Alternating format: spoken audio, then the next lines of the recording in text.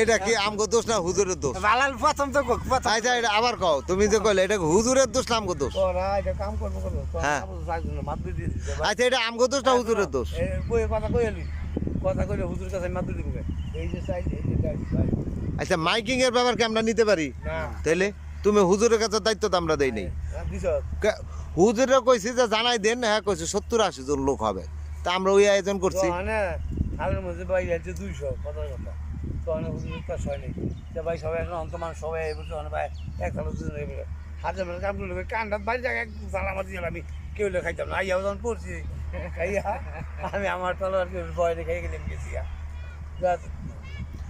আচ্ছা সদ্য দর্শক শ্রোতা, আমার এই কালাম ভাই যে মাঝে মাঝে যে ল্যাঙ্গুয়েজ ইউজ করে মনে কষ্ট নেন না, এই গ্রামের লোক তো একটু সহজ সরলভাবে বইলা ফেলে, তো বেচারার মনটা আবার ভালো আছে, আমাদের খুব উপকার আসে।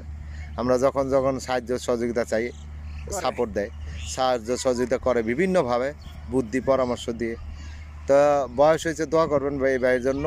এই ভাইটা আরেকটা ভিডিও ছাড়ছিলাম, ভাইরাল হয়েছিল ভাই, ভাই এটা সেকেন্ড ভিডিও ভাইয়ের আমার সাথে।